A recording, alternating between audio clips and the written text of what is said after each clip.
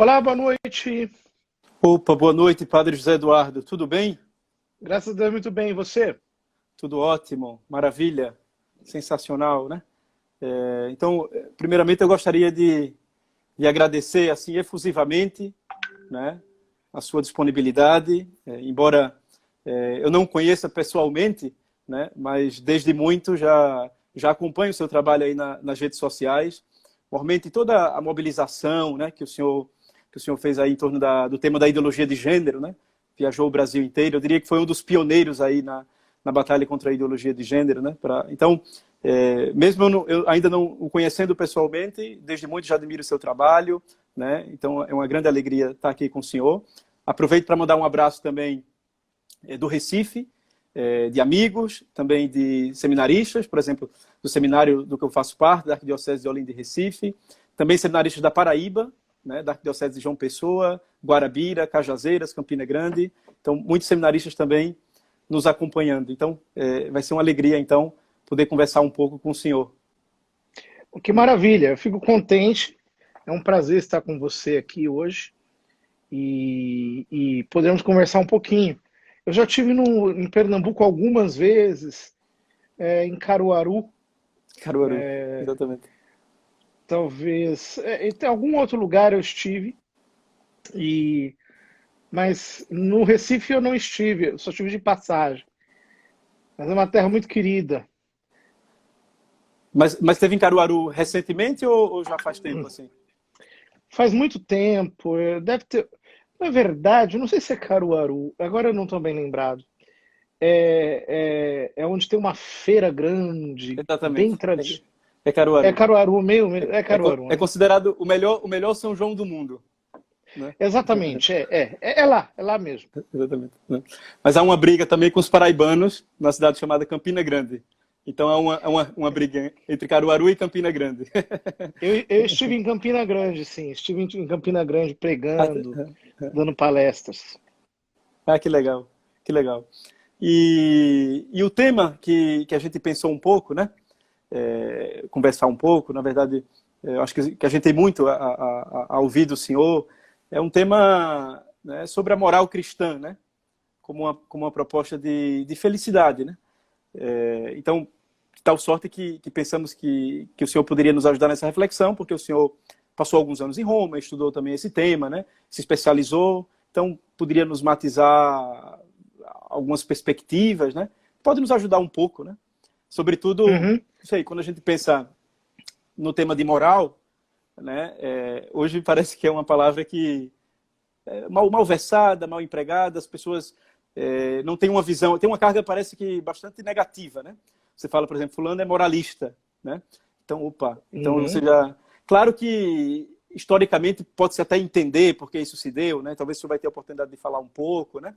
Mas o fato é que, hoje, não sei se o senhor percebe um pouco isso, se por aí é assim, mas o que a gente percebe aqui, alguns amigos nossos, né, quando fala-se de moral, pensamos exclusivamente assim como seria um conjunto de regras, né?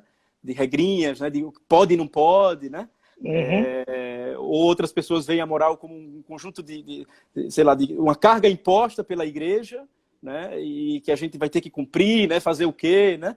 E quando na verdade não é isso, né? Não. A moral no fundo é aquilo que pensavam os gregos, né? Bom, né? O que é que eu tenho que fazer para ser feliz? Eu acho que o caminho é por aí, não é, Padre Eduardo?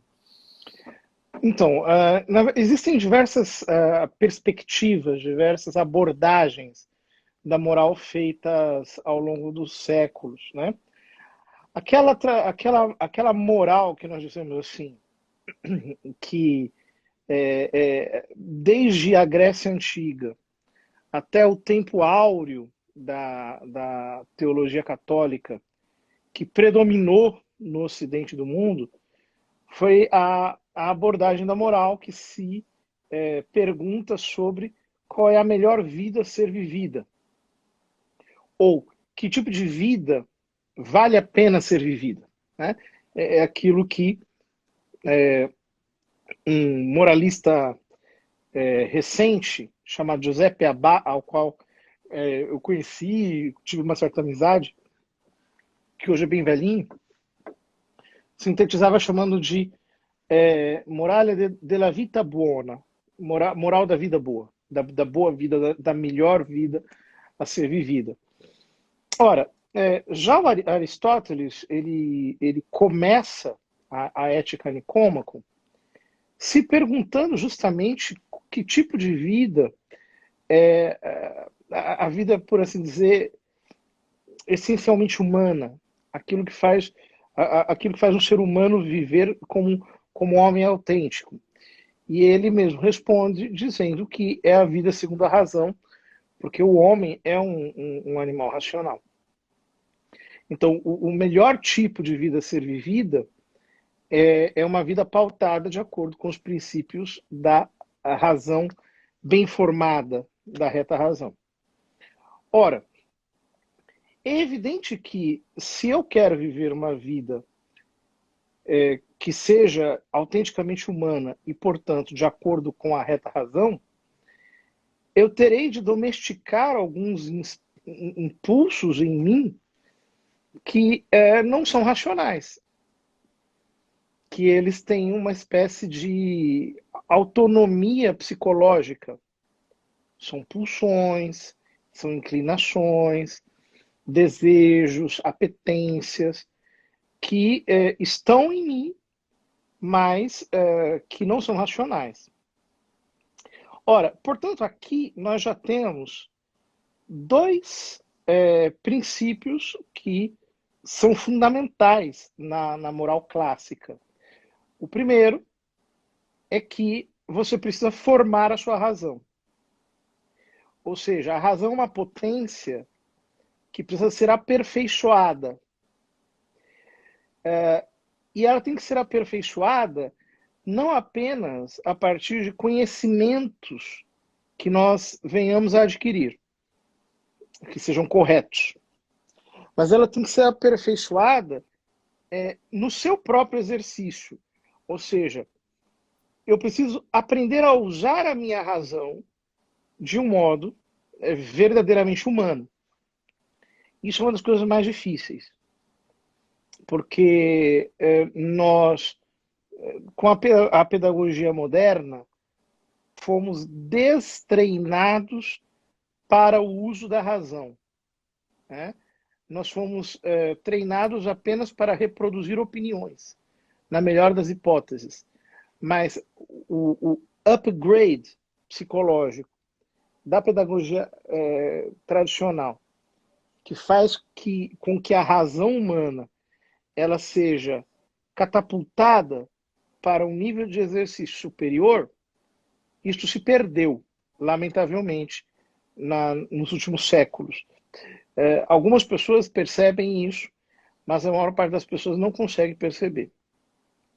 E o segundo nível é o nível em que nós, a partir desses princípios racionais, formamos a nossa apetência, as nossas apetecibilidades, essas tendências que nós temos em nós. E nós as educamos, algumas vezes reprimindo, outras vezes impelindo, e é por isso que a moral clássica, a moral católica, a moral cristã, e a moral clássica, mesmo a moral pagã, elas têm um conteúdo ascético. Quer dizer, eu preciso aprender a renunciar à minha própria vontade, eu preciso aprender não renunciar à minha própria vontade, aos meus prazeres, né? Eu preciso me educar para a privação de certos gostos, de certas apetências, que seria mais fácil de eu tê-la solta. Né? Ora, só que tem uma terceira dificuldade, que essa surge com a moral cristã, especificamente cristã. Que nós somos regulados por um princípio que é ainda superior ao princípio da razão, que é o princípio da fé. Ora, a fé sobrenatural, ela ilumina a minha razão e como ela eleva o meu ser para a participação sobrenatural da graça, Então ela infunde toda uma nova moralidade baseada no amor de Deus, na caridade.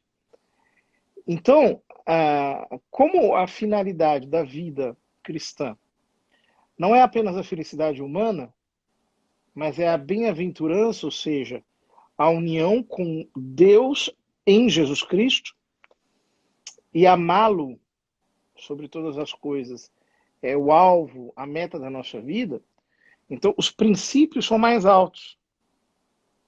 Então, nós precisamos não apenas ser honestos, como precisaria ser um pagão, mas nós temos que efetivamente tender à santidade, ou seja, à contemplação do Pai e do Filho e do Espírito Santo, que é uma fusão da fé com a caridade, ou seja, é uma fé vibrante e contemplativa e uma caridade fervorosa e intensa que precisa se tornar cada dia mais violenta até dominar totalmente o nosso ser.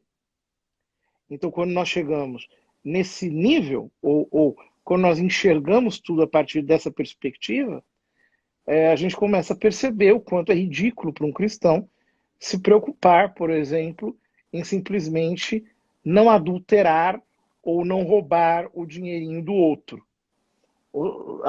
A esfera na qual nós deveríamos nos mover é muito mais alta do que esta, que é a esfera que qualquer pagão teria a obrigação natural de cumprir. No fundo, penso que quando fazemos as coisas, não olhamos, o regulamento nos ajuda, mas a gente olha para o fim, que é muito maior do que um regulamento, digamos assim, não? Então...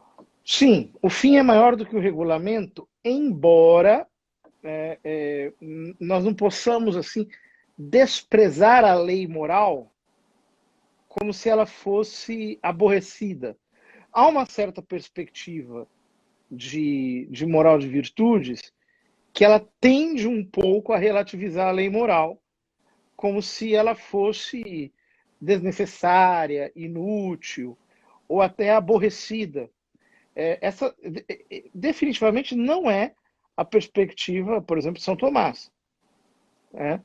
Ele enxerga a importância da lei natural, da lei evangélica, inclusive ele utiliza esse critério para falar de um princípio mais alto, que é a graça mesmo do Espírito Santo operando no nosso coração, naquilo que ele chama de lei nova.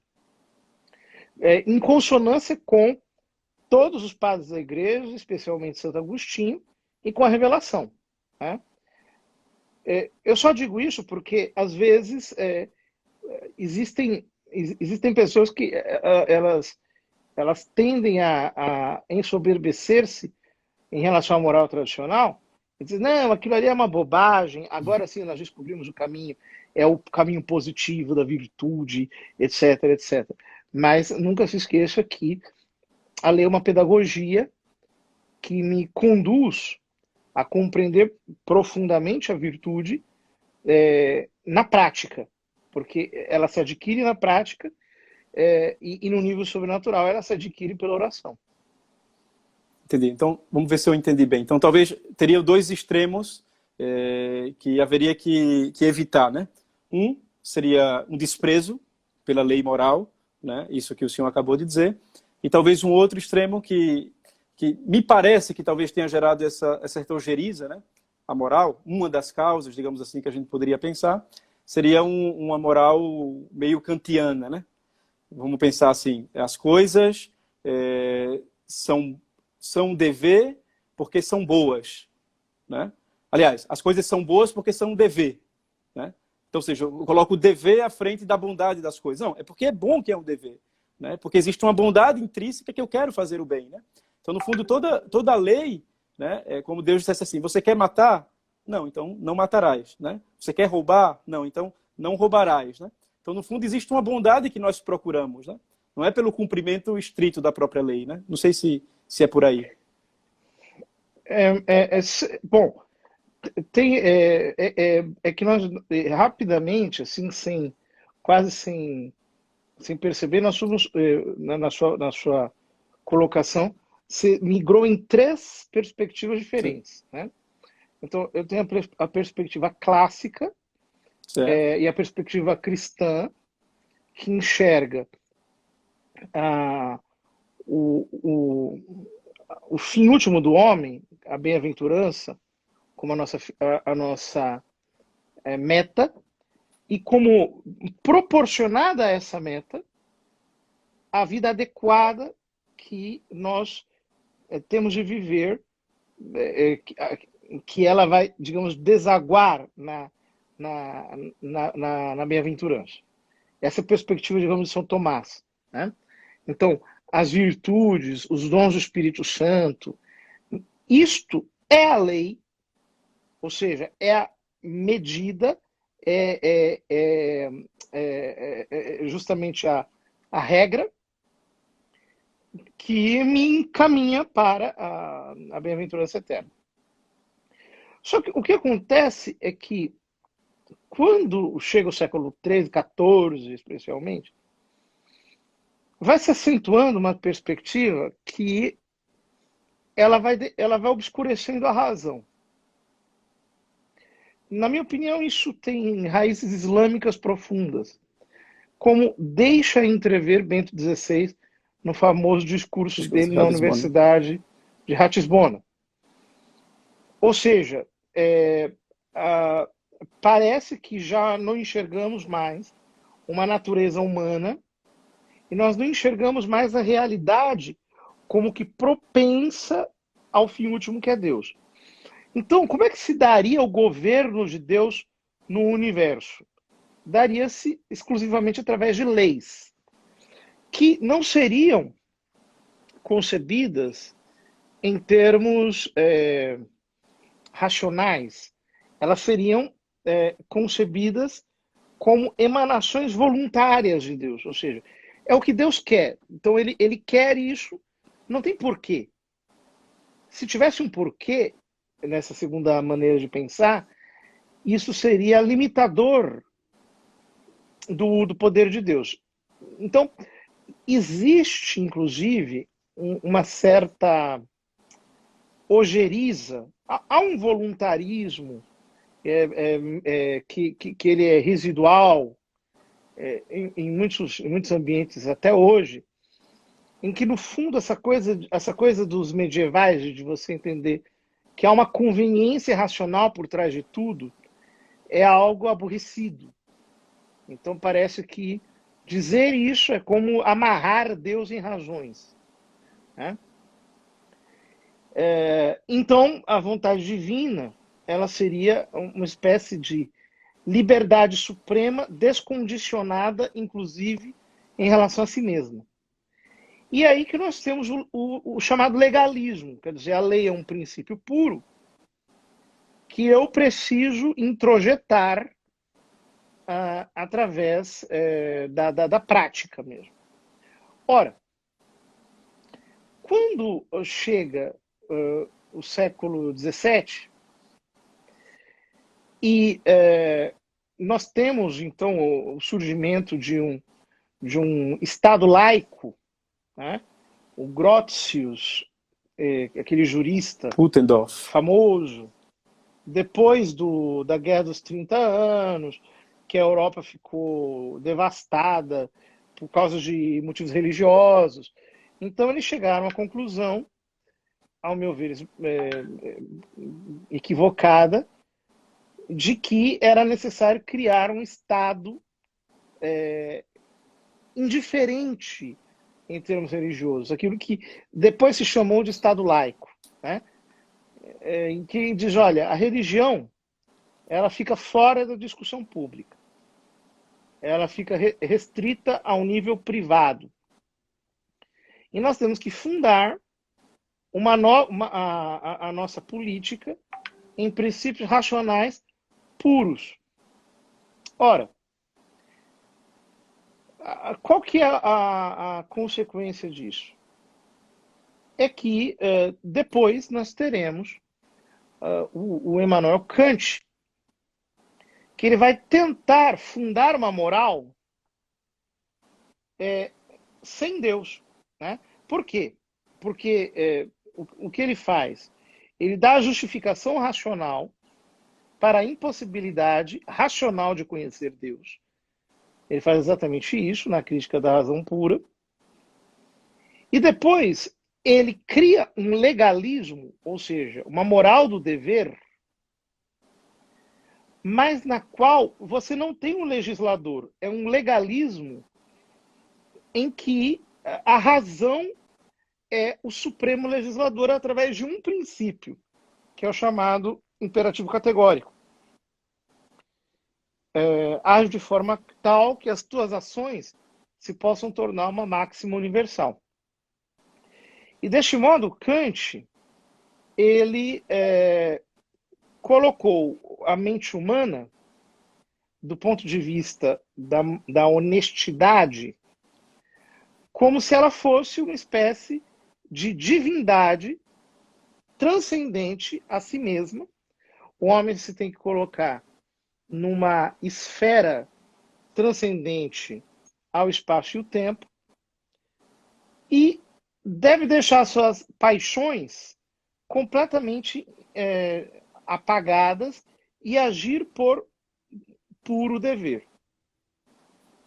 Bom, isso gerou uma mentalidade que ela também existe até hoje, que é aquela mentalidade de que você não pode agir, digamos assim, visando o seu proveito, o seu bem, o seu interesse, ou o contrário, que todo mundo age apenas visando o bem, o interesse, se isso fosse uma coisa desonesta. Esse tipo de dualismo que existe até hoje e que conquistou a mente de muitos pensadores da modernidade, ele tem a origem em Kant. E depois ele vai ser explorado nas filosofias posteriores.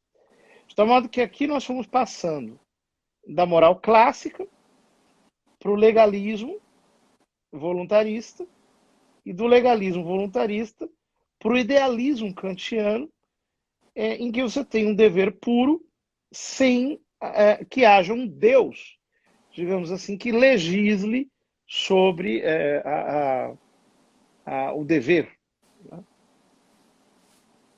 Entendi. E pensando ainda um pouco no tema, né, sobre essa questão da felicidade. Bom, uma coisa que a gente ouve muitas pessoas dizendo é que, bom, o que importa é ser feliz, né? Bom, eu sigo aqui os ditames da minha consciência, porque quero ser feliz, não importa a lei em si, o que importa é buscar a felicidade a todo custo, né? Então, talvez o senhor pudesse nos ajudar um pouco nessa reflexão, que aqui tem duas coisas que estão sendo colocadas, essa questão da consciência e verdade, né? Inclusive, o Papa Bento XVI, quando era cardeal, né, ele chegou a escrever um artigo, né, um documento, Consciência e Verdade, falando um pouco nisso, dessa questão de você renunciar à verdade por conta da tua apreciação subjetiva, né? E hoje a gente vê, não pouco frequentemente, né, no ambiente odierno, né, pessoas desprezando completamente a moral, com a desculpa, né, que em si é boa, mas que está, digamos assim, mal versada sobre a felicidade, né? Talvez acho que deveria prezar o que é a felicidade, não? Que é uma compreensão da felicidade rebaixada, em que você deixa a razão de lado e aí você deixa de se perguntar sobre o que é o bem e o que é correto, o que é melhor, e você e também deixa a fé, obviamente, e aí Deus e a sua, digamos, opinião, a sua palavra, aquilo que Deus pensa, ficam excluídos do meu horizonte. E aí eu entro na ditadura das minhas paixões. Então, as paixões é que se tornam, digamos assim, hegemônicas em mim. Então, o que eu faço é apenas o que eu gosto, né? Agora, qual é o problema disso? É que, em primeiro lugar, isso não é o tipo de felicidade pertinente ao ser humano, né? O ser humano não é como os animais. Os animais, eles foram dotados por Deus de instintos regulados pela própria natureza. Então, eles fazem aquilo que os seus instintos pedem, mas eles têm um limite dado pela natureza. Como o homem é racional, ele tem dois modos de proceder. Ou ele procede conforme a razão e procurando melhorar-se racionalmente para adequar o seu comportamento à razão, ou ele vai escravizar a sua razão às suas paixões. E aí a razão, ela passa a ser um instrumento da perversidade. Só que, como a razão, subjugada pelas paixões, ela não está sendo ela não está sendo usada de modo autenticamente humano, o que acontece é que quando ela é usada assim, ao invés de a pessoa se tornar mais feliz, ela vai se tornar cada dia mais obsessiva, dependente, viciada, compulsiva, e aquilo vai entrar no joguete do estímulo e resposta, de tal modo que aquela pessoa vai se bestificar a cada dia mais e vai se animalizar, digamos assim, sem cessar, né? Então não tem jeito. Ou a pessoa se converte, o que vai supor, do ponto de vista sobrenatural, a sujeição da razão à fé, quer dizer, a razão ela é elevada pela fé a um nível ao qual ela não poderia chegar, ou pelo menos a pessoa começa a usar a cabeça, né? A pensar. Em ambos os casos, isso vai requerer que a pessoa saia do joguete do estímulo e resposta. Quer dizer, se o fulano quiser viver cativo de prazeres e de vaidades e de gostos e de vantagens, e a pessoa que quiser o tempo todo permanecer nesse proveito, o que acontecerá com ela é que ela não será racional. Ela não vai conseguir desenvolver a razão. Porque a razão sempre vai estar obscurecida pela efervescência das paixões. Estas vão perturbar a ordem racional e a pessoa não conseguirá sequer pensar as coisas mais evidentes, né? Isso é tão simples de constatar, por exemplo, uma pessoa que ela vá a um baile funk, por exemplo. Ela não consegue, em seguida, fazer um exercício abstrato, sei lá, de matemática, um raciocínio de lógica, ou uma prova de geometria. Vai ser absolutamente impossível, porque os sentidos dela estarão de tal modo estimulados que a razão é puxada como que por uma bigorna. Ela é obrigada a ancorar, a fazer ferro no mar. Ao contrário, quando alguém submete a tirania das paixões ao exercício ascético e a pessoa começa a viver, digamos assim, uma vida mais racionalmente conduzida, o que acontecerá com essa pessoa é que aos poucos ela vai descobrindo razões profundas. Isso é o que nós chamamos de consciência. Ou seja, a consciência é um juízo de São Tomás da razão prática acerca das nossas ações. Ela sequer é uma faculdade. A faculdade é a razão. E a razão prática, ou seja, a razão na sua capacidade de avaliar as ações, de dirigir as ações humanas. Né?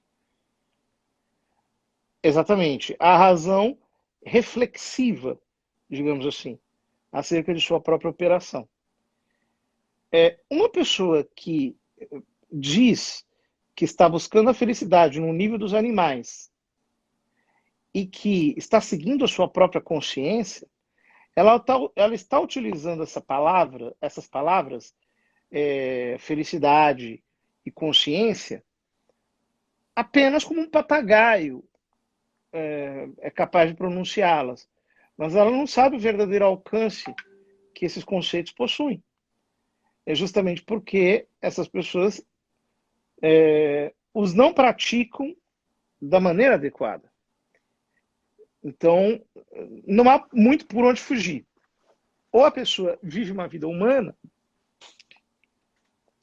e uma vida cristã, né, que é humana num alcance muito mais alto, ou caso contrário, ela viverá uma vida animal. E, bom, também uma coisa assim que vale a pena pensar, hoje a gente vê muita gente, né, gente inclusive de missa diária, né, que se confessa com frequência, né, participa inclusive muitos deles em novas comunidades ou na pastoral, na paróquia, né, na igreja, e na vida, na busca de uma vida moral virtuosa, todos nós estamos sujeitos a isso, evidentemente, não? Acabam, digamos assim, tropeçando, que algumas coisas vamos chamar assim de viroses, né? De uma vida moral virtuosa, né? Ou, por exemplo, uma inflamação, o senhor até comentou um pouco assim, en passant, quando falava do legalismo de Ockham, né? Uma inflamação, digamos assim, da vontade, ou uma inflamação da inteligência, ou até uma inflamação dos afetos também, né? Ou seja, o ser humano ele deve integrar a sua inteligência, a sua vontade, os seus afetos, né? De modo que estejam equilibrados dentro de si, né? Mas não poucas vezes a gente vê um pouco isso na própria luta, né, da vida espiritual. E uma coisa que o Papa Francisco até recentemente comentava, né, o problema do voluntarismo, né, dentro da vida moral, né? Talvez se eu pudesse nos ajudar um pouco falando o que é o voluntarismo e como é que a gente pode lutar contra o voluntarismo, né? Olha, o voluntarismo é quando a vontade ela sofre uma orfandade da inteligência. Ou seja, a pessoa não sabe muito bem o porquê ela está fazendo aquilo. Ou, se ela sabe o porquê, ela o sabe numa perspectiva muito restrita. Então, por exemplo, é aquela pessoa que ela está, sei lá, há muito tempo rezando, mas não tem progresso. Né? O voluntarismo ele é intimamente solidário ao nominalismo. Ou seja, é quando você tem rótulos sem essência, nomes sem essência. Né? Você não sabe justamente o que a coisa é, mas você a chama daquele jeito. Ora, então, por exemplo, um fulano que ele está há décadas ali macetando na oração, por exemplo, e ele não progride. Por quê? Porque ele está rezando errado. Ele não sabe rezar. Uhum. Ora, ao invés de reaprender a rezar, a pessoa fica macetando aquilo a força de porretes. E ela acha que ela vai chegar em algum lugar e não vai sair do lugar, porque ela não aprendeu a investigar profundamente. Ou, por exemplo, a pessoa que, ao invés de agir por princípios, por princípios racionais, age apenas por argumentos de autoridade. Né? Isto é assim porque o fulano falou, porque cicrano disse, porque está escrito que é assim. Isto é legalismo. E acontece que todo tipo de pedagogia que está muito baseada na repetição de modelos ou de regras ou de ideias em que você precisa se comportar como que conduzido por um faro.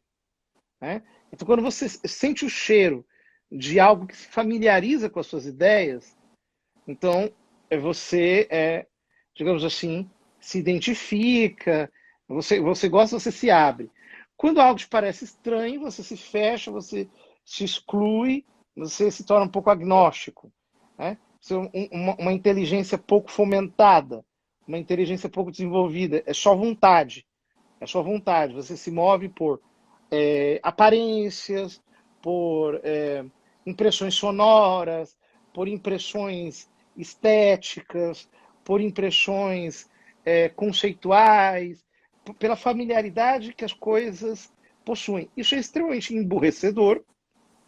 Então a inteligência ela vai escoando como por um ralo e a pessoa vai agindo apenas porque manda. O problema é que o voluntarismo ele é autodestrutivo, porque quando você não tem a coerência racional, o que vai acontecer é que você vai entrar em contradições. E quando essas contradições se impuserem, você vai ficar completamente perplexo e aí você vai parar de fazer o que você estava fazendo antes. E aí ou vai ficar doido, ou vai cair na imoralidade, ou vai, enfim, cair em alguma anomalia espiritual, moral ou intelectual. Agora, já o intelectualismo é o defeito oposto, que é a inteligência órfã de vontade. Ou seja, é aquela pessoa que, por exemplo, ela acha que se ela souber milhões de coisas eruditas sobre a fé, e ela tiver, digamos assim, um acervo enciclopédico de informações doutrinais, teológicas, filosóficas, etc., isto a faz alguém melhor, do ponto de vista, por exemplo, espiritual. Quando São Paulo diz que a ciência incha. Porque a essência da vida cristã é a caridade fervorosa, ou aquilo que os santos chamam de fervor. E há muitas pessoas que, por exemplo, têm uma cabeça, digamos, extremamente ortodoxa, mas que, no fundo, é uma ortodoxia morta, porque aquilo não possui verdadeira força interior. Não tem vida. E mesmo do ponto de vista moral, a pessoa fica aquém. Então é o fulano que ele sabe perfeitamente bem o catecismo, mas ele é uma pessoa impudica, é uma pessoa... ou quando é puro, como como se dizia, das jansenistas freiras de Porto Royal. Quer dizer, é puro como os anjos, soberbo como um demônio. E aí acaba sendo alguém que não tem caridade, não tem compreensão, não tem afeto para com os outros, etc. Então, acaba virando uma espécie de computador humano. Aquela pessoa que se relaciona com Deus como se Deus fosse uma espécie de hipercérebro cósmico, do ponto de vista apenas intelectual. Um outro, digamos, escolho é o chamado sentimentalismo, que é quando a pessoa não tem nem inteligência nem vontade. Ela não desenvolve nenhuma das duas coisas. Ela é órfã de inteligência e é órfã de vontade. Ela se move apenas pelas afeições. Então, o que ela gosta, o que ela sente, o que ela está experimentando. E como os sentimentos eles são fenômenos psíquicos, eles não pertencem ao mundo do espírito propriamente dito, então esta pessoa ela nunca vai desenvolver a inteligência, e como ela não desenvolverá a inteligência, que é uma potência espiritual, ela tampouco desenvolverá a vontade, que é uma potência espiritual decorrente da inteligência. Então ela ficará a vida inteira jogada de um lado para outro, como, digamos, um barco ao sabor das ondas, para utilizar a metáfora empregada por São Paulo no capítulo 4 da Epístola aos Efésios. E aqueles sentimentos que são volúveis, que são instáveis, que são passageiros, que não resistem a uma noite mal dormida, que não resistem a uma indigestão. Esses sentimentos exercerão sobre ela um domínio tirânico e acabarão impedindo o desenvolvimento da vida espiritual e da vida moral também. Essa pessoa não vai conseguir ser virtuosa. Todavia, nós não podemos cair no erro kantiano, que é uma espécie de racionalismo que também existe em muitos lugares, em que você cria a alergia aos sentimentos. Então parece que o ser humano é uma espécie de espírito puro. E é justamente isso que tem de genial na Moral de Virtudes de São Tomás de Aquino. Por quê? Porque como a inteligência iluminada pela fé é a maior força que move o homem, ela é capaz de educar de tal modo a vontade e os sentimentos que o homem aprenda a amar o bem querendo-o porque ele é bom. Então, nós conseguimos amar a Deus de todo o coração, de toda a alma, de toda a força, de toda a inteligência, com todo o nosso ser, sem excluir os sentimentos, porque eles fazem parte do universo daquilo que é o homem na sua totalidade. E, bom, eu me lembro quando o Papa Francisco escreve a exortação apostólica Gaudete et Exsultate, né? No capítulo 2 ele fala desses dois inimigos sutis da santidade. Será que daria para fazer uma relação? Ele fala do pelagianismo e do gnosticismo. Daria para fazer essa relação também com o voluntarismo e o intelectualismo? Daria, mas eu acho que ela é imperfeita. No sentido de que não é que o que Francisco chama de gnosticismo seja equivalente ao intelectualismo. E o que ele chama de pelagianismo seja equivalente ao voluntarismo. Há matizes em que as coisas não se encaixam. Na minha opinião, inclusive, essas atribuições dadas por ele de gnosticismo e de pelagianismo são metafóricas. Elas não têm um sentido preciso. Por quê? Porque o pelagianismo é uma heresia, né? E, portanto, quando você está falando de uma tendência, você não está se referindo àquela heresia propriamente dita, né?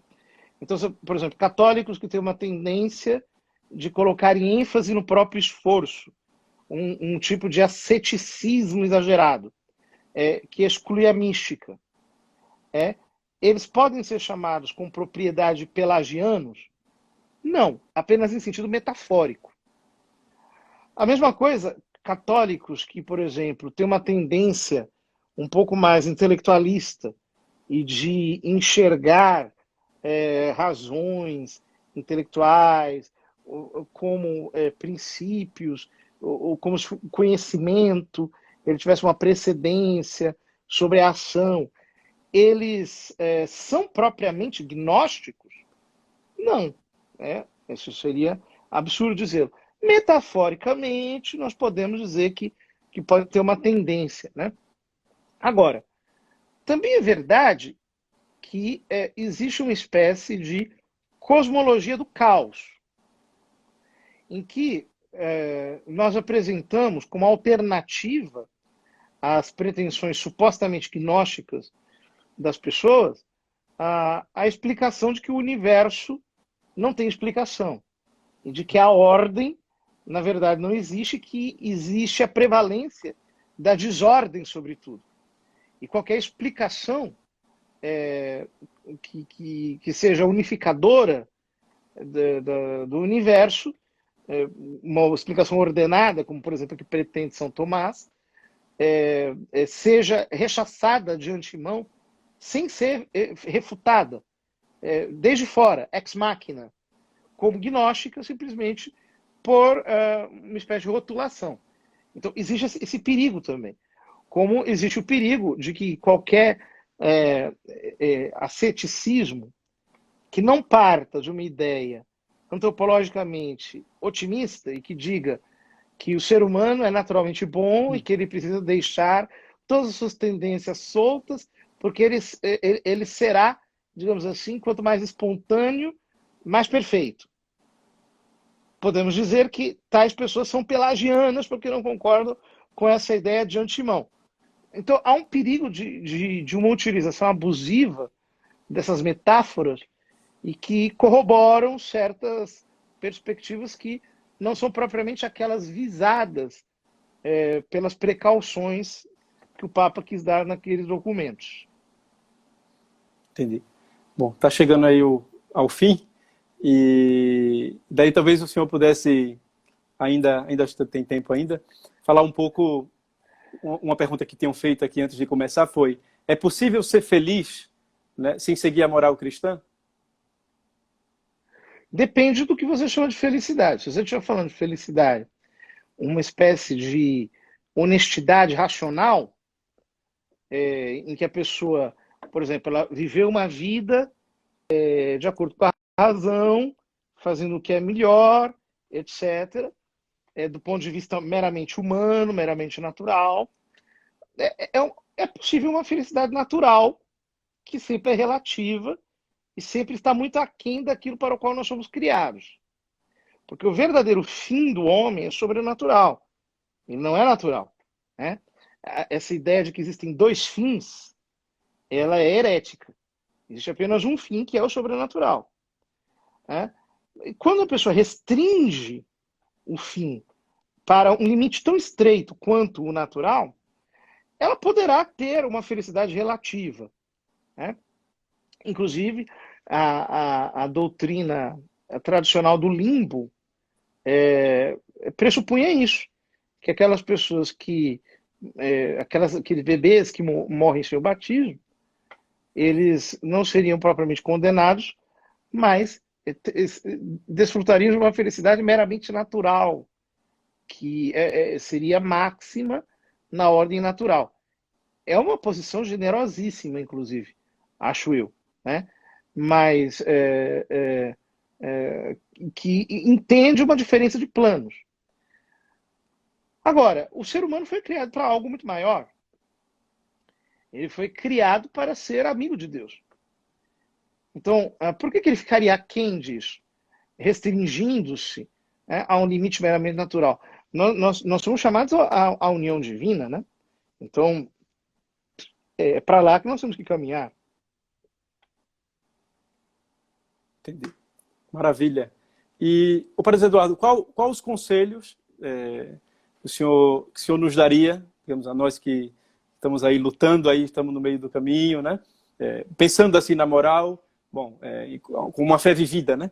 A moral, no fundo, a fé colocada em prática, né? Na moral cristã, né? Pensando um pouco na moral cristã, né? Como o senhor... uma pergunta, assim, que também pode nos ajudar no apostolado, né? Como ajudar os nossos amigos, né, a entenderem, digamos assim, de que é bom ser bom, né? Talvez um pouco isso, né? Olha, o que eu acho é que as pessoas precisam começar a usar a cabeça em sentido profundo, né?